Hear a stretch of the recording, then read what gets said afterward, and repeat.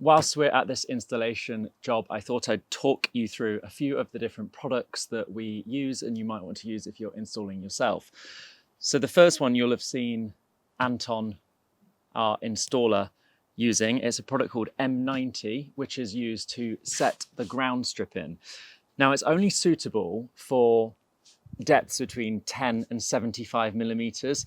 So you wouldn't use it for, say, setting in a demountable post where you'd want a concrete mix. This is for setting a ground strip.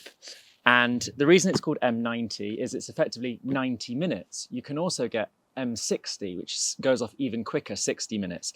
And it's supposed to be open for traffic after 90 minutes. So if you were relaying a manhole lid, it's a really popular product. The great thing about using a ready mixed concrete like this, a rapid set mortar, is it's going to be more or less the same everywhere you use it. You're not going to get variations in sand, variations in finish. So it's a predictable product to use. And for us, it allows us to put the ground rail in and then it goes off quickly so we can add the rails on the wall afterwards. But it is more expensive than if you were using a normal sand and cement mix. So you won't find everybody uses it, but we do like to use it for the ground strips. I'll also talk you through the silicone sealants that you can use for the rails. So a couple of popular ones are either CT1 or HA6. These are useful for sealing around the rail as that gets attached to the wall, just to make sure it's fully sealed and water doesn't get behind it. So they're two popular ones there. Now, when it comes to screws, a lot of people will think, well, a screw's a screw. But you've got to think about the environment that you're using the screw in. This is going to be left outside and also touching the aluminium rail. So you want to think about how do they interact.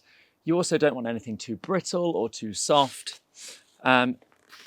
A screw we often use is from Spax, and it has a coating that stops it from corroding as well, which means if you ever wanted to take it out in the future, it's easier to work with and lasts better outside.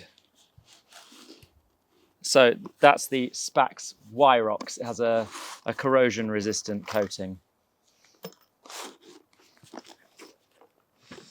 And then when you're attaching the rail onto the wall, which is what you'd use those screws for, you obviously need to put a Rawl plug in the wall. And this is for, not going to be the same for every single installation, because depending what you fit to, depends on what you might need. So you might need a different screw, you might need a different Rawl plug.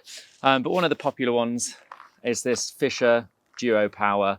And again, just make sure that what you are actually attaching into and for the height of the barrier you're using, that these fittings are suitable.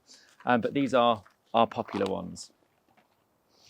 And finally, when we're doing the installation, we like to supply a little toolbox, which inside will include the barrier parts.